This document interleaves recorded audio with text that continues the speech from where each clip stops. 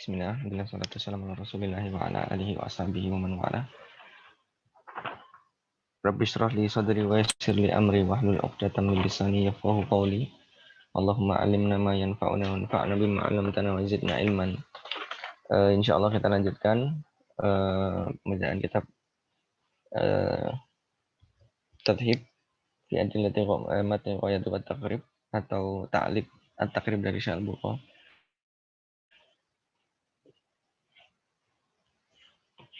Kemarin terakhir sampai pada perbedaan salat perempuan dan laki-laki. Kemudian kita masuk di bab baru yaitu faslun. Qala rahimahullahu taala faslun walladzi yubtilu sholata ahada asyara syai'an. Bab baru yaitu yang membatalkan salat ada 11 perkara. Yang pertama adalah al-kalamul amdi, yaitu berbicara dengan sengaja. Kemudian wal amalul katsir, kemudian banyak melakukan gerakan atau perbuatan. Kemudian wal hadas, kemudian berhadas. Kemudian hudusun najasati, kemudian terkena najis, ya. Kemudian inkishaful aurah, kemudian tersingkapnya aurat. Kemudian wataghir niyah, kemudian merubah niat. Kemudian berikutnya adalah wastidbarul kiblati, kemudian membelakangi kiblat.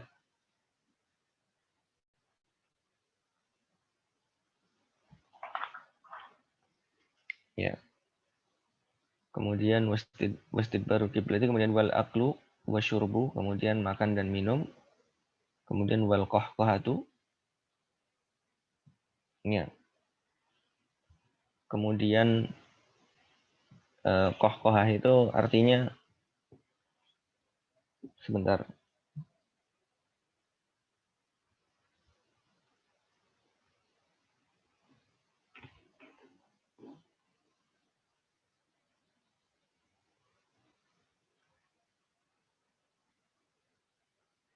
Ya,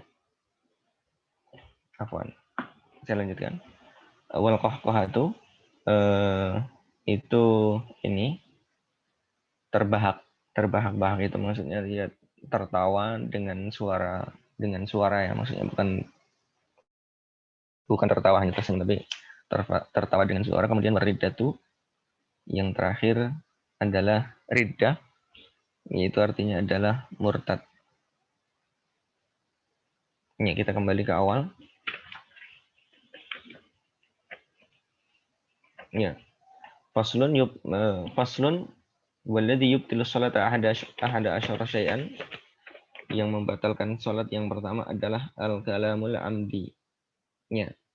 Al-kalam di sini adalah maksudnya mengucapkan sesuatu dengan ucapan manusia, ya. Mengucapkan sesuatu perkataan dengan perkataan manusia.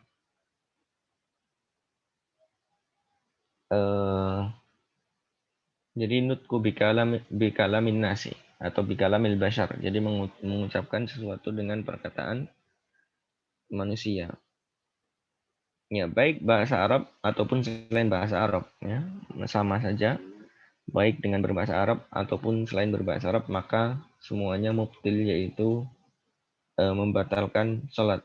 Ya, walaupun orang itu dipaksa. Jadi wa in kana mukrahan, walaupun seandainya seseorang itu dipaksa untuk ngomong, maka dia tetap batal sholatnya. Ya, walaupun dia terpaksa, dia tetap batal sholatnya.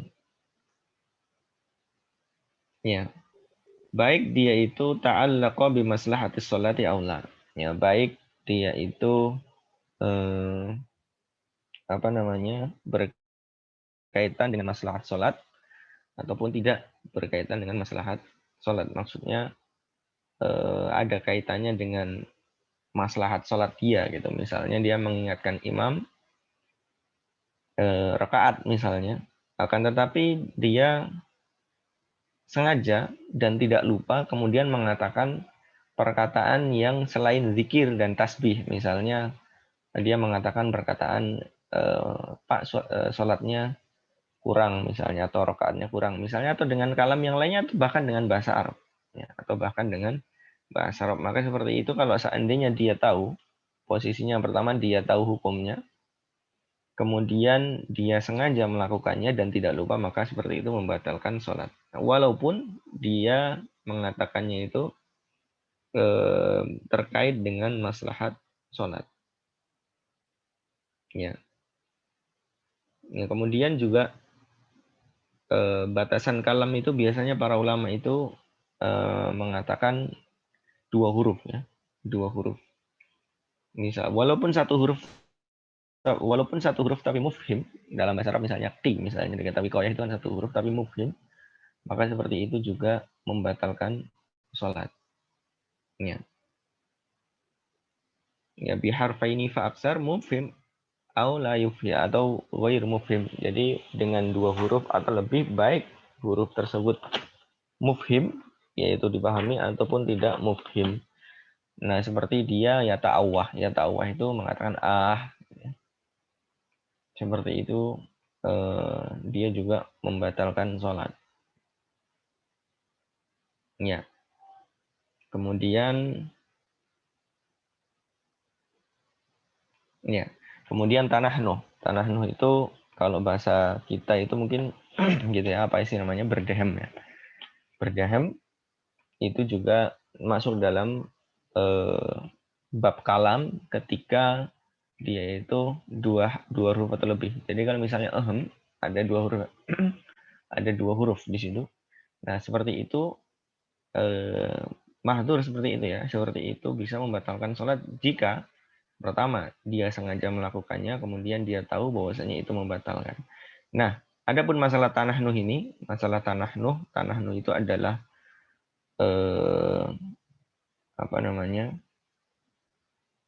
Tanah nuh itu berdehem tadi, itu kalau seandainya orang tadi itu mengetahui bahwasanya berbicara itu membatalkan sholat, tapi tanah nuh dengan berdehem tadi itu dia dia tidak tahu kalau itu membatalkan sholat, maka seperti ini yukdar, seperti ini diudur atas kejahilan dia. Ya. Berbeda dengan kalam ya, berbeda dengan kalam. Kalau seandainya kalam, nah dia mengatakan dia nggak tahu kalam itu berbicara. Dia mengatakan dia nggak tahu kalau seandainya berbicara itu membatalkan sholat. Jadi ada seorang mengaku bahwa dia berbicara ketika sholat. Kemudian dia mengaku bahwasanya dia tidak tahu kalau berbicara itu membatalkan sholat. Nah, maka seperti ini orang yang seperti ini maka dilihat. Ya. Maka orang seperti ini dilihat. Kalau seandainya dia orang yang baru masuk Islam atau dia tinggal jauh dari ulama, maka seperti itu ma'dzur. Seperti itu diudzur. Ya, akan tetapi kalau seandainya dia itu tinggal di lingkungan kaum muslimin dan sudah lama Islamnya, maka la yu'dzar seperti ini tidak diudzurnya. Kenapa demikian? Karena kalam itu sesuatu yang zahir, sesuatu yang semua orang tahu. Kalau seandainya sholat itu nggak boleh ngomong. Nggak usah dia taklim, dia melihat orang lain diam saja itu sebenarnya sudah cukup untuk pengetahuan dia bahwasanya sholat itu tidak boleh berbicara. Nah, kalau seandainya dia mengaku jahil, sedangkan dia tinggal di sudah Islamnya lama dan tinggal di lingkungan kaum muslimin dan dekat dengan ulama, maka seperti ini la yu'dzar, tidak diterima. Berbeda dengan tanah nuh, ya, karena tanah nuh itu sesuatu yang khafi atau tidak zahir. Khafi itu artinya sesuatu yang tersembunyi bagi sebagian orang, bahkan bagi sebagian penuntut ilmu bahkan ya. Maka seperti itu yu'dzar. Jadi kalau dia tanah nuhnya dengan sengaja, misalnya imamnya kepanjangan, kemudian dia berdehem, nah dia tahu bahwasanya berbicara itu membatalkan sholat, tapi dia nggak tahu kalau tanah nuh itu masuk bagian dari berbicara. Kalau keluar 2 huruf keluar 2 huruf tadi ya, maka yang seperti ini yu'dzar. Maka seperti ini di udzur ya, diberikan udzur. Nah, ada pun orang yang tidak tahu haramnya berbicara, adapun orang itu misalnya dia tahu bahwasanya ketika sholat itu diharamkan untuk berbicara, ya, diharamkan untuk berbicara. Akan tetapi dia nggak tahu efek dari keharaman keharaman berbicara itu sampai membatalkan sholat. Dia tahu bahwasanya berbicara ketika sholat itu haram, tapi dia nggak tahu bahwasanya itu membatalkan sholat. Nah, jadi dia tahu itu haram, tapi dia nggak tahu kalau itu membatalkan sholat. Nah, kemudian dia berbicara atau dia melanggarnya, setahunya dia hanya haram, ya tidak membatalkan seperti itu. Jadi tahunya hanya haram saja tapi tidak membatalkan, nah maka seperti ini tetap batal. Seperti itu layu dar, seperti itu tidak diudur. Sebagaimana orang yang minum khamr, ya, minum khamr, dia tahu bahwasanya khamr itu haram, akan tetapi dia nggak tahu hukum efek dari minum khamr, misalnya didera atau dipukul, ya.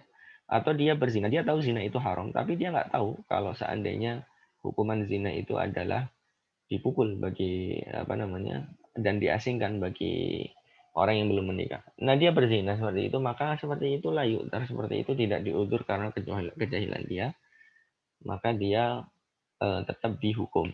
Ya, maka dia tetap dihukum. Ya, jadi tanah nuh itu kalau seandainya kesimpulannya adalah tanah nuh kalau seandainya dia keluar darinya itu 2 huruf, maka itu membatalkan. Nah, seperti ini juga jenis-jenis yang lainnya ya, jenis-jenis yang lainnya ya. Berdehem, kemudian jenis-jenis perkataan yang lainnya, ya. Maka seperti itu masuk. Kalau seandainya imam tanah nuh kemudian tanah nuhnya itu kita tahu itu sampai 2 huruf. Kalau dia tanah nuhnya nggak ada suaranya itu nggak ada masalah ya. Tapi kalau tanah nuhnya itu sampai keluar suaranya dan keluar 2 huruf, nah ini yang masalah ini. Karena 2 huruf atau lebih itu dianggap kalam ya dalam ilmu lughah. Ya, susunan dari 2 huruf atau lebih gitu, kira-kira seperti itu. Nah, ini kalau seandainya imam itu tanah nuh berdehem, keluar dari imam itu 2 huruf. Pertanyaannya apakah membatalkan atau tidak? Ya, maka sebagai makmum dia tidak boleh mufarokoh langsung ya. Dia tetap menjadikan imam sebagai kedua. Tidak boleh langsung mufarokoh. Ya. Kenapa demikian? Karena hamlan alat ta'adzur, ya, alal udri, ya, karena dia berhusnudzon kepada imam itu, dia itu berudur. Jadi diperbolehkan tanah nuh itu walaupun keluar suara 2 huruf tadi karena udur. Udurnya adalah udur misalnya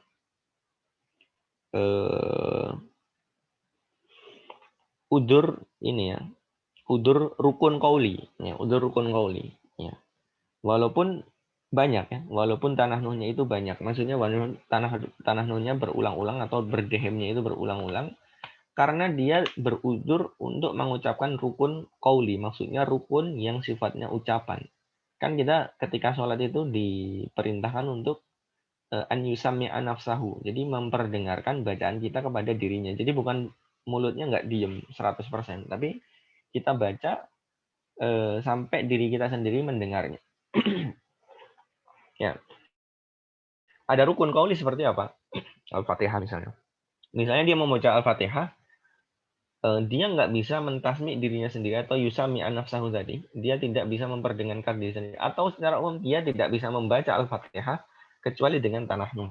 Dan ternyata tanah nuhnya itu keras misalnya. Maka seperti itu udur. Ya. Seperti itu udur.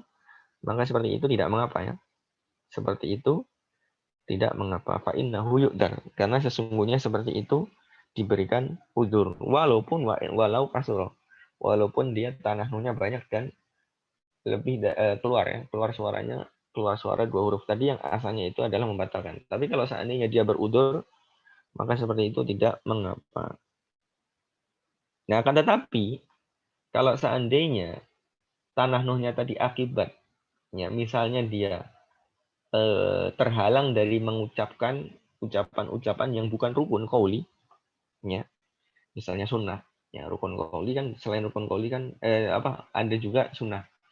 Ketika dia terhalang dari mengucapkan sunnah dalam sholat, kemudian dia tanahnuh, nah seperti itu maka itu tidak boleh. Ya, seperti itu maka tidak diperbolehkan. Misalnya dia terhalang dari takbiratul intiqal misalnya. Takbiratul intiqal itu kan ketika ketika perpindahan gerakan, ya, ketika sholat itu kan dia bertakbir, itu namanya takbiratul intiqal. Takbiratul intiqal sunnah. Nah seperti ini dia nggak bisa mengucapkan takbiratul intiqal kemudian dia tanah-nahnya sampai keluar suara 2 huruf atau lebih tadi itu, ya, atau dia keluar suaranya sampai 2 huruf. Misalnya keluarnya kencang, ya, dahemnya kencang, kemudian ada misalnya, ya, ada 2 huruf itu maksudnya suara vokal, ya. Nah maka seperti itu layu dan seperti itu tidak diperkenankan. Sebenarnya tidak diperkenankan seperti itu, bahkan dalam mazhab Syafi'i itu bisa kalau dia tidak diudzur ya dia bisa membatalkan sholat. Jadi seperti itu, ya. Atau dalam perkara-perkara sunnah yang lainnya, dalam masalah jahar misalnya dia terhalang dari suara jahar, misalnya dia sedang sholat sendiri, sholat maghrib atau sholat isya,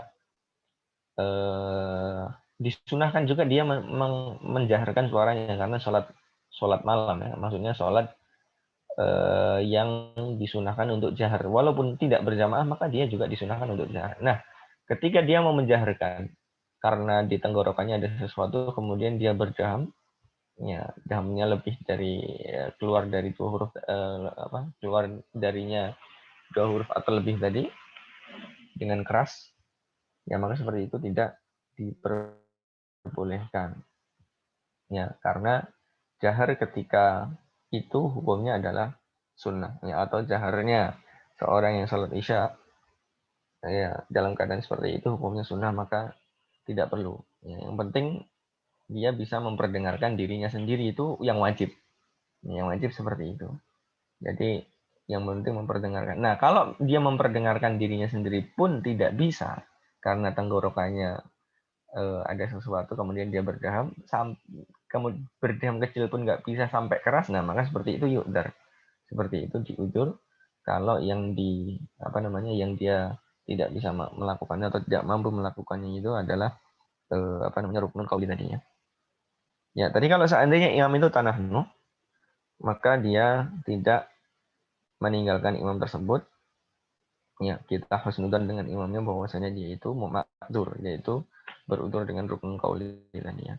Akan tetapi kalau seandainya dia jelas, ya, kita tahu bahwasanya si orang itu tahu gitu. Tahu bahwasanya dia bermadzhab Syafi'i misalnya, atau dia tahu tapi dia sengaja melakukannya, nah maka itu bisa membatalkan sholatnya. Ya, kemudian kalau seandainya ini juga dibahas oleh para ulama, walau nataqa binadmil Qur'ani because di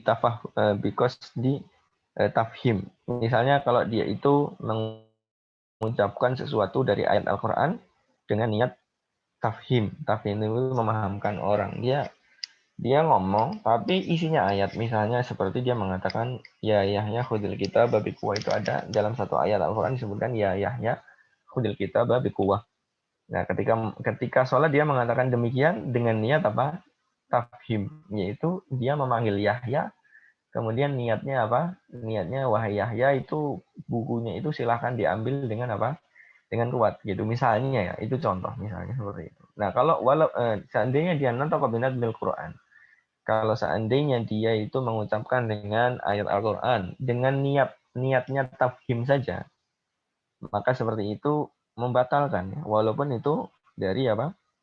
Dari Al-Quran. Akan tetapi kalau seandainya niatnya niatnya mengatakan ya Yahya khudil kitab bi quwwah, ya ambillah kitab dengan kuat itu tadi, itu niatnya qiraah, ya, niatnya membaca Al-Quran, walaupun ada niat untuk memahamkan atau tafhim, niat untuk apa namanya?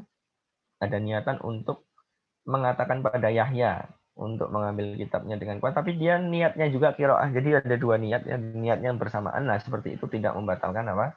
Tidak membatalkan sholat atau tidak disebut kalam seperti itu. Jadi itu tetap disebut apa? Disebut ayat Al-Qur'an walaupun dia itu qasdunya adalah tafhim. Dia itu niatnya adalah niat tafhim seperti seseorang yang ketika ada tamu misalnya dia sedang sholat maka dia keraskan dijaharkan bacaannya. Nah, itu niatnya apa? Niatnya membaca apa namanya? Bacaan sholat, baik itu ayat ataupun zikir ya, ataupun ya zikir ya, zikir. Akan tetapi niat yang lain adalah tafhim juga kan. Itu juga memahamkan bahwasanya saya sedang sholat gitu. Jadi seperti itu maka apa namanya? Tidak membatalkan. Tapi kalau niatnya hanya satu, tafhim saja atau memahamkan saja atau niatnya isinya saja, maka seperti itu juga membatalkan sholat.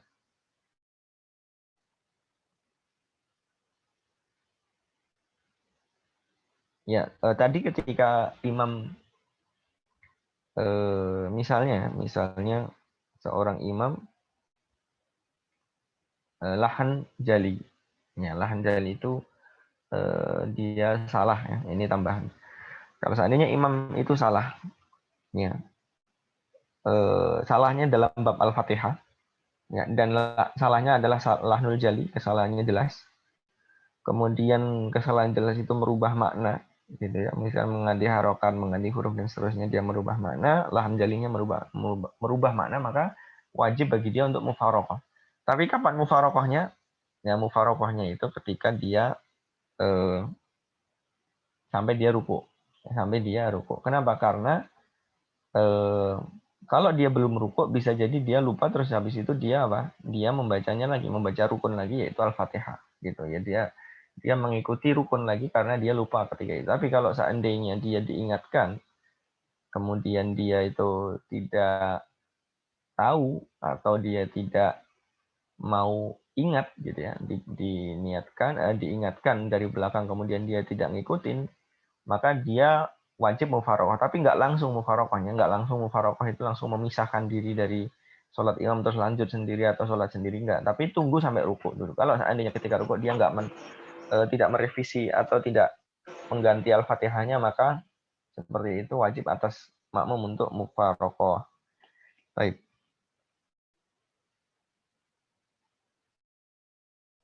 Kemudian kalau seandainya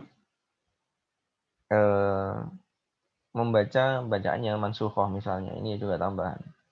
Membaca bacaan ayat yang mansukhoh. Mansukhoh itu ayat yang sudah dihapus, ya. Redaksinya sudah dihapus dari Al-Quran. Seperti wasyaikhu wasyaikhatu idza zanaya farjumuhuma. Kalau nggak salah seperti itu ayatnya. Ayat yang sudah dihapus, sudah tidak ada di dalam Al-Quran. Ya. Ada ayat-ayat yang sudah dihapus tapi hukumnya masih. Seperti itu tadi. Jadi orang-orang yang tua, baik laki-laki ataupun perempuan, maksudnya apa namanya sudah menikah, ya, wasyaikhu wasyaikhatu idza zanaya, ketika mereka berdua itu berzina maka dirajam. Nah, seperti itu sudah tidak ada ayat rajam, itu sudah nggak ada di dalam Al-Quran, tapi hukumnya masih. Nah, ketika dia baca ayat yang mansukh seperti itu, maka itu membatalkan juga ya. Itu membatalkan apa? Membatalkan sholat kalau dia tahu. Nah, jika dia tahu.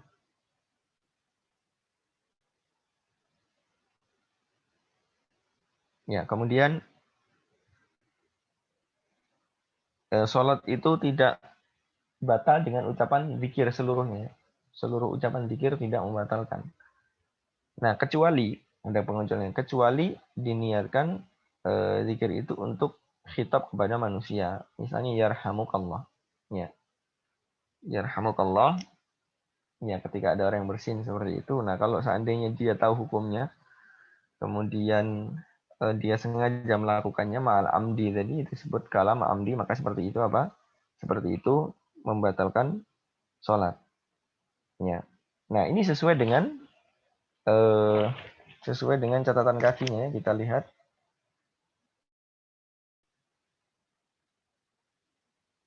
Ya, catatan kakinya. Berarti kalamul amdi tadi catatan kakinya nomor berapa di situ? Ya.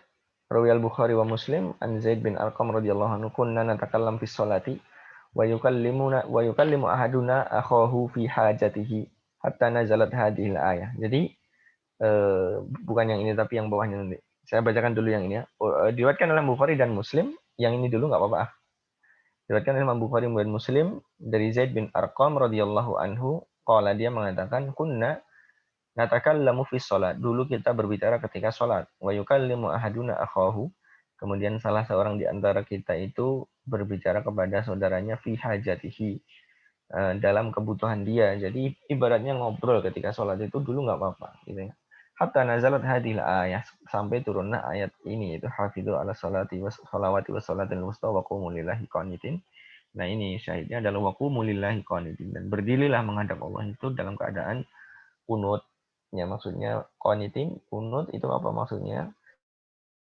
Artinya adalah sukut. Ya, fa'umir nabis sukut. Maka setelah turun ayat itu kita diperintahkan untuk sukut, yaitu diam. Qanitin artinya khadiin. Ya. Khudu itu artinya tunduk. Ya maksudnya diam. Nah kemudian dari Muawiyah bin Hakam As-Sulami. Nah ini yang ana maksud. Ya, ini yang saya maksud. Ya. Jadi zikir dalam salat itu tidak membatalkan kecuali kalau zikir apa namanya? Zikirnya itu khitab kepada orang lain ya selain Allah dan Rasulnya. Maksudnya dia apa ya khitab itu yang diajak bicara itu selain Allah dan Rasulnya, maksudnya orang lain ya. Dan ini dalilnya sesuai dengan dalil ini yang kita bacakan dari Muawiyah bin Hakam As-Sulami radhiyallahu taala anhu dari Rasulullah sallallahu alaihi wasallam, dia mengatakan inna hadhihi sholata la yasluhu syai'un fiha syai'un min kalamin nas. Sesungguhnya ini salat atau ini adalah salat yang tidak cocok untuk sesuatu apapun dari perkataan manusia. Innama huwa tasbih wa takbir wa qiraatul Quran. Sesungguhnya dia adalah tasbih kemudian takbir dan juga membaca Al-Quran. Nah, ada kisahnya ya dalam riwayat itu disebutkan ya jadi beliau yaitu Muawiyah bin Al-Hakam As-Sulami itu mengatakan id'ati sarajulun minal qaum ketika ketika kita sholat bersama Nabi sallallahu alaihi wasallam, kata beliau, kata Muawiyah bin Hakam As-Sulami itu. Nah, tahu-tahu ada seseorang dari kaum, maksudnya dari orang yang sholat itu bersin. Ya, kemudian kemudian saya katakan yarhamukallah. Kata Muawiyah. Ya. Kata Muawiyah bin Hakam mengatakan yarhamukallah ketika ada orang yang bersin. Pertanyaannya apakah yarhamukallah bukannya zikir? Ya. Allahu rahimun. Ya. Yarhamukallah itu termasuk salah satu zikir. Ya, termasuk salah satu zikir. Tapi di sini khitabnya kepada manusia, yarhamuka Allahu, yarhamuka kepada orang yang bersin tadi ya. Kemudian kata beliau apa? Kata Muawiyah bin Hakam As-Sulami, faramanil qaumu bi absarihim. Kemudian orang-orang pada melihat saya. Nah, orang-orang pada melihat saya. Romani al-qaumu bi absarihim. Jadi orang-orang pada melirik saya. Kemudian padahal itu apa? Ketika sholat ya. Nah, dia setelah itu dia mengatakan lagi ya. Ya. Dia mengatakan lagi yang terjemahan bebasnya celakalah saya gitu kan. Kenapa kalian melihat kepada saya? Jadi setelah mengatakan yarhamukallah, kemudian orang-orang melihat dia, ya. Kemudian dia mengatakan lagi celaka saya. Kenapa kalian melihat apa? Kenapa kalian melihat saya? Kemudian nah, para orang-orang yang sholat ini, yaitu para sahabat Nabi radhiyallahu taala anhum, faja'alu yadribuna bi aidihim ala afkhadihim. Kemudian mereka mulailah memukulkan tangannya ke pahanya, gitu ya. Jadi isyarat untuk diam ya. Falamma ra'aituhum yusammitunani ya. Dan ketika aku melihat mereka itu menginginkan aku diam ya. Ya, kemudian saya diam. Nah, ketika falamma shalla Rasulullah sallallahu alaihi wasallam ya, ketika Nabi Shallallahu alaihi wasallam selesai sholat, kemudian dia mengatakan padaku, ya, dengan mengatakan, jadi Muawiyah mengatakan, ma ra'aitu mu'alliman qablahu wala ba'dahu ahsana ta'liman minhu. Saya tidak pernah melihat seorang guru atau seorang pengajar yang lebih baik daripada Nabi Shallallahu Alaihi Wasallam. Ya, orang-orang ibaratnya itu menghardik saya akan dengan apa? Dengan perbuatan dia, ya. Akan tetapi Nabi Shallallahu Alaihi Wasallam hanya mengatakan, inna hadhihi shalah la yasluhu fiha syai'un min kalamin nas innama huwa tasbihu wa takbiru wa qiraatul Qur'an. Nah, ini yang hadis yang kita bawakan tadi. Jadi ini riwayat panjangnya seperti itu. Nah, syahidnya adalah walaupun dia bentuknya zikir dan zikirnya itu zikir yang harusnya kan disyariatkan, ya, itu adalah zikir yang disyariatkan. Akan tetapi kalau khitabnya kepada makhluk, akan tetapi kalau khitabnya kepada selain Allah dan Rasulnya, maka seperti itu membatalkan sholatnya. Dan tetapi kalau khitabnya kepada Allah dan juga Rasulnya, maka tidak membatalkan sholat. Ya, kira-kira seperti itu. Kemudian, ya, ketika tambahan lagi sedikit, ya, ketika seseorang dipanggil oleh ayahnya atau ibunya ketika sholat, nah pertanyaannya apakah dia menjawab panggilan itu atau maksudnya diminta untuk datang? Apakah dia membatalkan sholat atau dia tetap sholat? Maka seperti itu keadaannya dalam dua keadaannya. Yang pertama, sholatnya adalah sholat fardu, maka seperti itu haram untuk membatalkan apa? Membatalkan sholat. Jadi tidak boleh membatalkan sholat walaupun dia yang memanggil adalah orang tuanya. Nah, tapi kalau seandainya sholatnya itu nawafil, sholat nafil atau sholat sunnah, maka seperti itu diperbolehkan untuk membatalkan sholat, kemudian apa? Menghadap orang tuanya, karena seseorang itu diwajibkan untuk apa? Berbakti atau menuruti, istilahnya seperti itu, ya, menuruti keinginan orang tua atau berbakti kepada orang tua, atau ketika dipanggil dia harus datang. Wajib seperti itu, ya. Wajib datang atau mengijabahi panggilan dari orang tuanya itu wajib, dan sholatnya adalah sunnah, maka diperbolehkan untuk membatalkan sholat dan dia apa? Menghadap orang tuanya. Bahkan ada sebagian keadaan itu bisa menjadi wajib, ya. Bisa menjadi wajib, ya, ketika keadaan-keadaan tertentu yang mendesak, ya. Ya, wallahu alam bisawab. Itu kalamul amdi. Dan kalamul amdi di sini masuknya tanah Nuh juga masuk, kemudian juga suara-suara yang lain, ya, seperti suara tertawa tadi di akhir sudah, ya, kemudian suara menangis, tapi nangisnya ini nangis yang sampai keluar suaranya, keluar suara 2 huruf atau lebih, dan ini bukan apa, bukan karena ghalabah, ya. Maksudnya bukan karena dia tidak bisa menahan dirinya sendiri. Jadi maksudnya dia bisa menahan tangisan dia sebenarnya, tapi dia nggak tahan. Terus keluar suara nangisnya itu sampai keluar 2 huruf atau lebih suaranya. Nah, seperti itu, ini juga termasuk membatalkan. Jadi ini juga berbahaya. Jadi kalau seandainya boleh seorang itu menangis, atau seorang itu menangis dengan kencang, karena dia tidak bisa menahan, gitu ya. Maksudnya dia sebenarnya pengen nahan tapi nggak kuat nahannya. Kemudian keluar suara kencang. Nah, seperti itu, walaupun dia suaranya lebih dari 2 huruf, ya, kira-kira dalam mazhab Syafi'i seperti itu, maka seperti itu adalah ma'dzur atau diudzur. Kemudian berikutnya ke atas lagi, ya.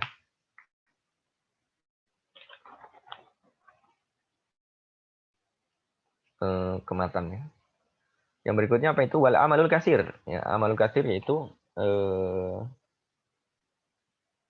apa namanya? Banyak melakukan perbuatan. Ya, banyak melakukan perbuatan. Ya, banyak melakukan perbuatan. Di sini al-amalu al-amal kasir ini amal yang bukan dari apa? Bukan dari jinsus sholat. Maksudnya bukan dari apa? Bukan dari jenis sholat atau bukan dari maslahat sholat. Ya, al-amalul kasir di sini. Nah, kemudian haddul kasir di sini berapa banyak? Maksudnya al-amalul kasir itu batasannya apa? Kita lihat catatan kaki dulu, nanti baru kita. Ya, catatan kaki nomor 3 berarti, ya. Ya, li'annahu yunafi ma'ani dhamil sholat. Karena pergerakan yang banyak itu dia tidak sesuai dengan atau dia itu menafikan atau dia itu apa ya? Yunafi itu dia itu menafikan, maksudnya dia itu tidak sesuai atau dia itu berlawanan ya. Dia itu berlawanan dengan perbuatan-perbuatan sholat ya, atau berlawanan dengan tumak ninah juga. Ya, berlawanan dengan tumak ninah juga. Nah, kemudian batasan kasirnya itu apa? Ya, para ulama Syafi'iyah mengatakan kasir itu minimalnya apa? Minimalnya adalah salah satu harokatin ya. Jadi 3 kali gerakan mutatabiat di sini ya.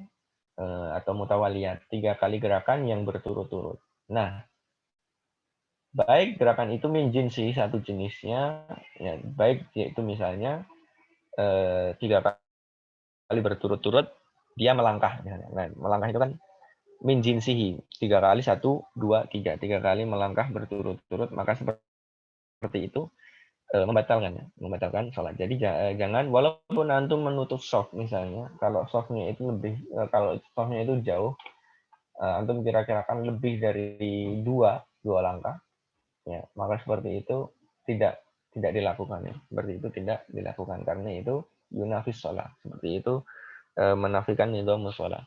Ya. Karena tapi kalau cuma satu langkah maka seperti itu tidak mengapa. Itu dianggap amal qalil. Di situ perbuatan yang sedikit. Ya, seperti jadi maksudnya 3 kali gerakan itu bukan gerakannya yang 3 kali ya, tapi maksudnya 3 jenis gerakan. 3 jenis gerakan, walaupun gerakan itu berbeda-beda. Misalnya dia melepas, misalnya ya, lepas kaos kaki, ya, melepas kaos kaki, ya, kemudian dia memukul, kemudian dia melangkah. Nah, seperti itu juga membatalkan. Seperti itu juga membatalkan. Tapi kalau dia apa namanya? Dia itu garuk-garuk dengan tangan satu jari, ya. Garuknya kan 3 kali krek krek krek gitu. Nah, seperti itu tidak dianggap bukan amal kasir itu. Bukan amal kasir kecuali kalau dia gerakannya setangan tangannya bergerak gitu ya. Seperti setangan tangannya bergerak, menggaruk ya banyak. Nah, kemudian dia gerakan kanan gerakannya itu banyak lah. Setangannya bergerak dari bawah sampai atas misalnya. Seperti itu mungkin bisa dianggap al-amalul kasir. Seperti itu bisa dianggap amal kasir, maka kalau seandainya dia itu berturut-turut 3 kali, ya bukan gerakannya yang 3 kali, tapi berturut-turut dia melakukannya sebanyak 3 kali, maka seperti itu membatalkan. Ataupun dia memukul misalnya, atau dia bukan memukul ya, dia melompat misalnya, tapi lompatannya jauh sekali, misalnya lompatannya itu jauh, walaupun cuma 1 kali gerakan, tidak maksudnya kan tadi dikarenakan 3 kali gerakan, ini cuma 1 kali gerakan, tapi kalau dia fahish, dia itu kencang sekali, maka seperti itu juga membatalkan, tidak boleh dilakukan. Ya, misalnya mau nutup soft ini, soft sholat, ya karena jauh, dia bermadzhab Syafi'i, gitu ya, kira-kira kalau madzhab Syafi'i itu lebih dari 3 kali berturut-turut, 3 kali langkah berturut-turut membatalkan, akhirnya dia loncat sekali tapi jauh, seperti itu juga membatalkan. Itu fahish namanya, atau qafzah fahisyah. Qafzah fahisyah itu lompatan yang parah gitu, lompatan yang berat gitu. Maka seperti itu juga membatalkan apa? Membatalkan sholat. Ya. Nah, kalau seandainya dia ragu apakah ini termasuk perbuatan banyak atau sedikit, maka asalnya tidak mengapa. Asalnya apa? Asalnya itu tidak mengapa, maksudnya asalnya itu tidak membatalkan. Asalnya tidak membatalkan. Jadi seorang ragu ini banyak apa sedikit, maka asalnya tidak membatalkan. Gitu ya. Asalnya tidak membatalkan. Tapi kalau seandainya gerakan itu memang sangat banyak, maka itu membatalkan sholat. Kemudian kita lanjut lagi poin yang keempat, ke atas lagi. Tadi apa yang keempat?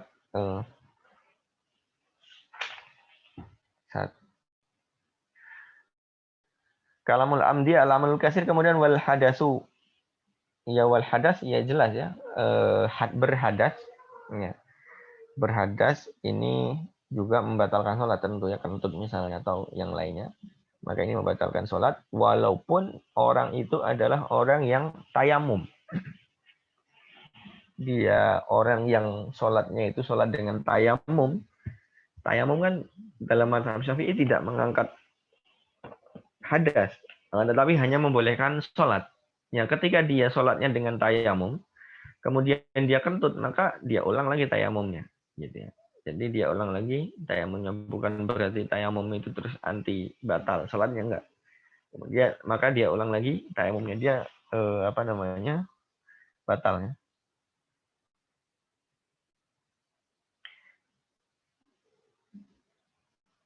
Ya, ataupun dia orang yang faqidut tahurain. Faqidut tahurain itu iya, ya itu salah satu contohnya tayamum. Kemudian lanjut aja, hadas jelas ya, berhadas itu jelas. Kemudian wahdusun najasati, ya hudusun najasah itu artinya adalah terkena najis, ya baik di tempatnya, tempat sholat dia yang dia berdiri di atasnya, dia sujud, dia ruku itu, atau dalam pakaiannya, atau badannya, ya baik badannya, pakaiannya, atau tempatnya. Nah, kalau seandainya terkena najis, ya maka yang seperti itu membatalkan sholatnya. Akan tetapi kalau seandainya najis yang datang belakangan tadi itu bisa langsung dihilangkan. Misalnya seandainya baju imamahnya kena najis ya. Misalnya ada najis yang nempel di apa namanya di imamah dia atau di peci dia, nah kemudian dilepas langsung dilempar, maka boleh, seperti itu tidak membatalkan. Ya, atau najis yang kering misalnya, najis yang kering yang jatuh di depan apa? Di depan tempat sujud dia, kemudian dia menghindarinya atau menyingkirkannya, dan najis yang kering ini tidak ya ta'adza, la ya ta'adda, tidak menempel, jadi dia disenggol pun istilahnya dia tidak menajisi tangannya, karena kalau najisnya kering tangannya tidak terkena najis ya, maka seperti itu juga tidak mengapa. Intinya langsung dia terlepas dari najis itu maka tidak membatalkan.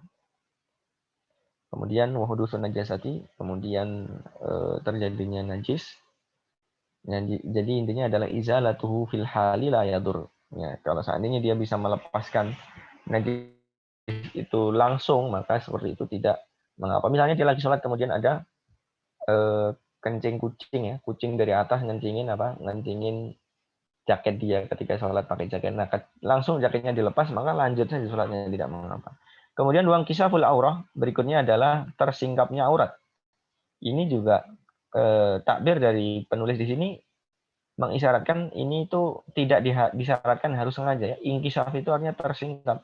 Walaupun dia disingkap oleh angin misalnya, maka kalau seandainya dia itu terbuka ya, kemudian dia tidak bisa menutup lagi, ya, dia tidak bisa mengembalikannya langsung, maka seperti itu juga membatalkan sholat. Ya, walaupun bukan karena taksir ya, bukan karena taksir, itu kelalaian dia, bukan karena kelalaian dia. Ya, kalau lalai itu misalnya pakai sarung, nggak pakai celana tapi pakai sarung. Nah, terus sarungnya itu nggak rapat ya, karena dia makainya sembarangan. Terus pas sholat lorot misalnya. Nah, itu taksir itu. Taksir dia. Seperti itu namanya taksir. Walaupun dia tanpa taksir dia, maksudnya tanpa kelalaian dia. Terus misalnya ada angin membatalkan sholat.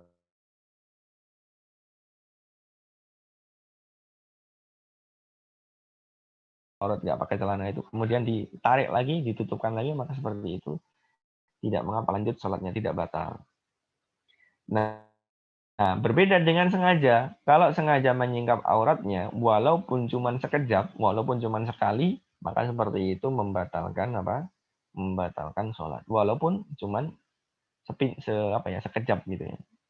Walaupun cuma sekejap, akan tetapi kalau dia sengaja, maka dia membatalkan. Berbeda dengan yang tersingkap. Kalau tersingkap, dia sedikit atau sekejap, langsung ditutup lagi, maka dia tidak membatalkan sholatnya. Kemudian, niyatina. Kemudian berikutnya adalah merubah niat. Ya, merubah niat. Misalnya dia meniatkan keluar dari sholat misalnya. Atau niatnya untuk menghentikan sholat. Atau mengganti niat kepada sholat yang lainnya. Maka seperti itu membatalkan sholat. Ya, taghirun niyah di sini bisa dilihat ya. Kalau seandainya dia merubahnya itu dari sholat sunnah ya, kepada sholat apa? Sholat fardu, kepada sholat wajib. Ya, kepada sholat afwan kebalik. Dari sholat fardu kepada sholat sunnah. Kalau sholat sunnah niatnya sholat sunnah kemudian dia rubah ke sholat fardu itu nggak boleh. Tapi kalau dibalik dari yang tinggi ke rendah, dari sholat dari sholat fardu ke sholat sunnah, ya kalau seandainya dia merubahnya dari sholat fardu ke sholat sunnah, kenapa dirubah? Karena dia ingin mengikuti jamaah yang masyru'ah. Jamaah yang masyru'ah itu sholat jamaah yang disyariatkan pada dia. Misalnya gini, seorang bersafar kemudian atau nggak bersafar lah, seorang yang sholat di masjid, dia kira sudah selesai sholat, tapi ternyata belum, gitu ya. Nah, pas dia sholat, niat sholat duhur, ternyata orang pada ngumpul terus sholat duhur. Nah, ternyata baru sholat. Nah, apakah boleh dia merubah niat yang awalnya sholat duhur tadi menjadi sholat sunnah saja, terus habis itu dia ikut sholat duhur, ya biar cepat selesai, sholat 2 rakaat, sunnah, kemudian apa? Dia ikut sholat duhur. Nah, seperti itu. Kalau jamaahnya masyru'ah, maka boleh. Maksudnya masyru'ah itu disyariatkan untuk dia. Jadi memang dia itu disyariatkan sholat duhur, kemudian ada jamaah duhur, dia ikutin jamaah. Nah, seperti itu diperbolehkan. Maka qalbun niyah yang seperti itu diperbolehkan. Atau sebab yang lain yang jelas dia ingin mendapatkan mendapatkan sholat yang masyru'ah bagi dia atau mendapatkan sesuatu yang masyru'ah bagi dia, maka seperti itu diperbolehkan. Nah, berbeda keadaannya ketika sholatnya itu tidak masyru'ah. Misalnya dia sedang safar misalnya. Dia sedang safar, kemudian dia sholat duhur, nah kemudian di masjid itu ada jamaah sholat asar. Gitu ya. Nah, apakah dia rubah niatnya menjadi sholat sunnah, kemudian dia ikut sholat asar dengan niat sholat duhur, maka seperti itu tidak masyru'ah bagi dia. Walaupun sebenarnya boleh. Itu maksudnya boleh seorang sholat duhur di belakang sholat orang yang sholat asar. Maksudnya berbeda niat dengan imam itu boleh, tapi itu nggak masyru'ah bagi dia. Maka seperti itu juga lebih baik tidak qalbun niyah. Jadi tetap dia lanjutkan, kemudian dia ikuti sedapatnya, gitu ya. Kira-kira seperti itu. Wallahu a'lam bishawab. Kemudian wastidbarul kiblati, takdirun niyah, kita baca catatan yakin dulu. Silahkan di bawah kanan.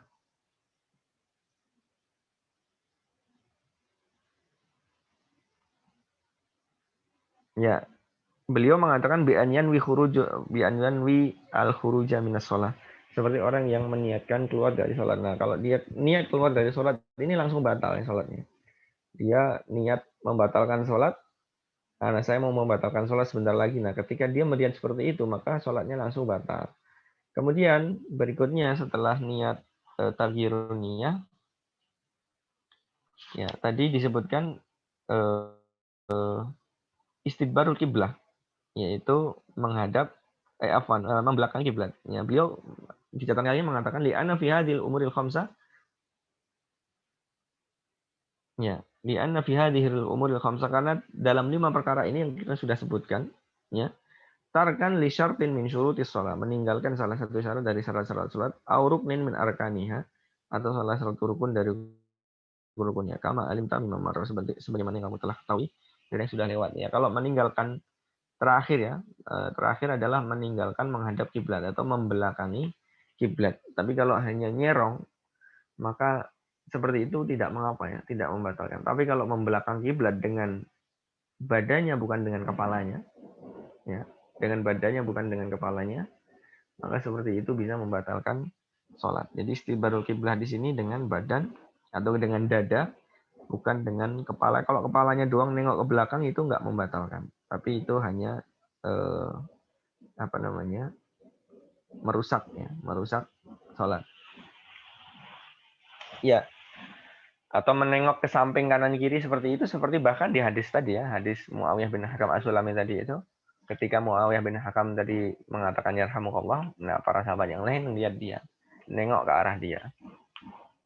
Ya, kemudian setelah membelakangi kiblat, wal aklu wasyurbu, kemudian makan dan minum, wal qahqahatu, kemudian tertawa sampai keluar suaranya, yaitu terbahak-bahak, bahasanya seperti itu. Waridatu, yang terakhir adalah murtad. Ya, yang pertama adalah aklu wasyubu, al-aklu wasyubu, makan dan minum, jelas ini. Walaupun dia sedikit, tapi kalau dia makan dan minum itu juga membatalkan sholat. Ya, bahkan ada kaidah mengatakan yang membatalkan puasa itu juga membatalkan sholat. Jadi misalnya ada nasi yang tertinggal di gigi, kita tahu, kemudian kita kunyah, kemudian kita telan lagi, maka seperti itu membatalkan sholat, atau langsung kita telan itu juga membatalkan sholat. Ya, jadi yang membatalkan puasa itu juga membatalkan sholat. Makan dan minum, ya, atau memasukkan suatu benda yang bercampur dengan liur kita, maksudnya dalam mulut kita, itu juga membatalkan sholat. Yang jelas makan dan minum seperti membatalkan puasa. Wal kohkoha, kemudian tertawa terbahak-bahak, ya, atau keluar suaranya. Waridah, yang terakhir adalah murtad. Kata beliau, limunafatiha dil umur lihayati sholati wa syurutiha. Karena semuanya ini menyelisihi perbuatan-perbuatan sholat dan syarat-syaratnya. Ya, kemudian dilanjutkan matanya, silakan ke atas. Berarti halaman berikutnya.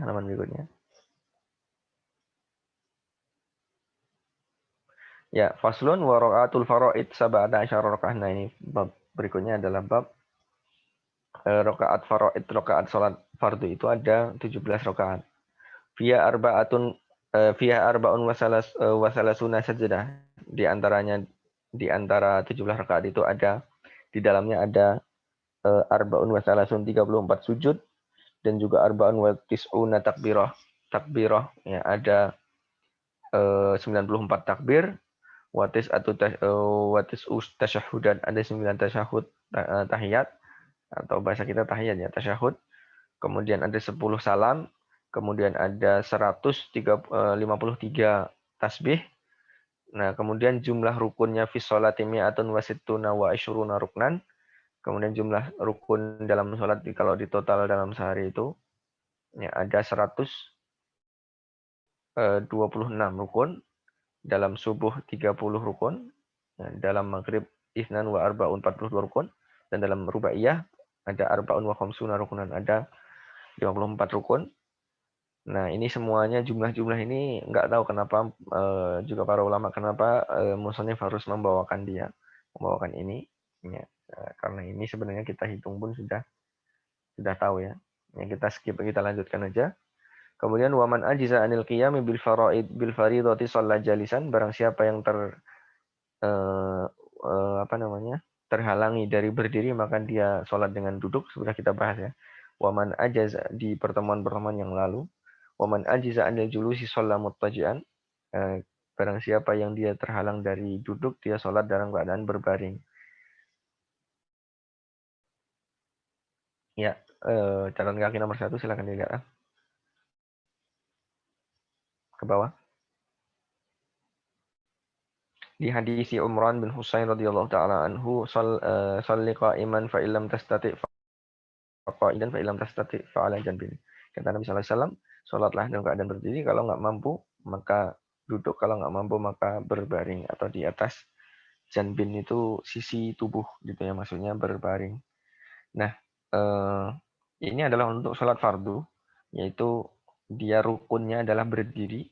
Jadi dia wajib untuk berdiri. Kalau dia tidak berdiri, maka dia tidak melakukan rukun, bahkan tidak sah. Tapi kalau sholat sunnah maka diperbolehkan, tetapi pahalanya setengah lebih sedikit daripada yang berdiri. Wallahu a'lam bishawab. Sampai sini dulu, ya. Insya Allah kita lanjutkan di pertemuan berikutnya.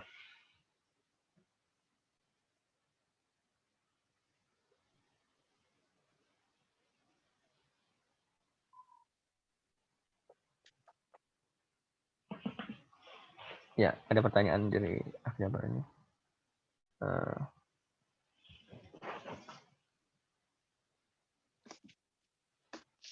Ya, misalnya begini. Ini izin bertanya, apakah diperbolehkan jika kita berfatwa kepada orang lain dengan fatwa ulama mazhab selain Syafi'i, sedangkan pada masalah tersebut yang kita yakini adalah mazhab Syafi'i? Gini, ini maksud dari pertanyaan ini misalnya begini. Maksudnya secara umum Atau secara poin ini ya, sedangkan dalam masalah. Berarti ini udah detail ya, ini sudah detail. Jadi dalam masalah ini kita yakini mazhab Syafi'i yang kuat, misalnya gitu ya. Tapi apakah kita diperbolehkan untuk mencari fatwa yang lain? Nah, yang selain mazhab Syafi'i, gitu ya. Apakah diperbolehkan mencari fatwa lain atau ibaratnya gini, kalau kita sudah meyakini suatu pendapat, apakah kita diperbolehkan untuk mencari fatwa lain? Pertanyaan tujuannya untuk apa? Ya, untuk berfatwa kepada orang lain. Afwan. Anda salah baca. Apakah diperbolehkan jika kita berfatwa pada orang lain dengan fatwa ulama mantap selain Syafi'i sedangkan dalam afwan, Anda salah paham. Ya. Jadi gambarannya, apakah boleh kita berfatwa kepada orang lain sedangkan yang kita yakini itu madzhab Syafi'i, tapi kita berfatwanya dengan selain madzhab Syafi'i. Apakah boleh? Boleh. Tidak masalah. Karena yang dimintai fatwa belum tentu bermadzhab apa? Bermadzhab Syafi'i. Ya, misalnya yang dimintai fatwa adalah di wilayah Malikiyah, ya antum berfatwa dengan dengan fatwa Malikiyah, itu diperbolehkan, tidak ada masalah insyaallah. Kecuali kalau antum melihat jika permasalahan itu permasalahan bid'ah misalnya, atau permasalahan memang itu dohirnya jelas batilnya, atau kesalahannya itu fasidnya jelas gitu ya.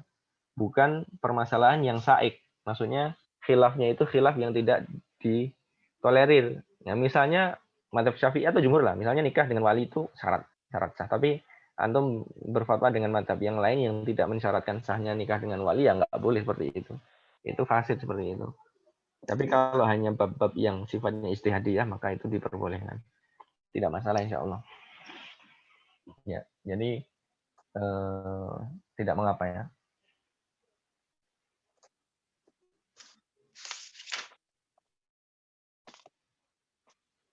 Ya, tidak ada lagi nggak yang mungkin kurang jelas?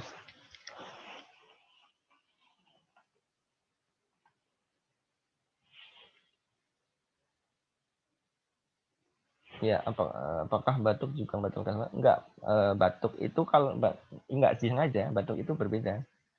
Batuk itu tidak disengaja, maka itu seperti dehem, tapi yang dehem yang berudur.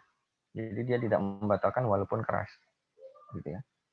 Tapi kalau dehem yang enggak diudur itu dehem yang sengaja, terus dia keluar suaranya keras dan lebih dan dia mengeluarkan dua huruf tadi, dua huruf terlebih itu apa namanya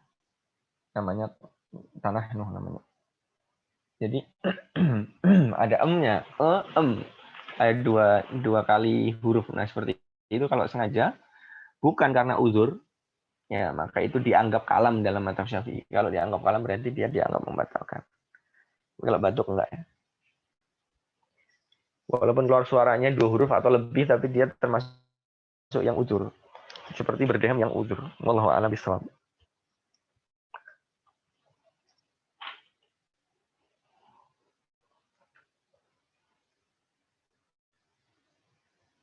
Ya cukup ya insya Allah. Nggak ada lagi kan yang mungkin yang kurang jelas. Baik, kalau tidak ada kita cukupkan sampai sini ya. Kita tutup dengan doa kafaratul majelis. Subhanakallahumma wa bihamdika. Asyhadu an la ilaha illa anta astaghfiruka wa atubu ilaik. Assalamualaikum warahmatullahi wabarakatuh. Saya kembalikan ke Akhil Quran.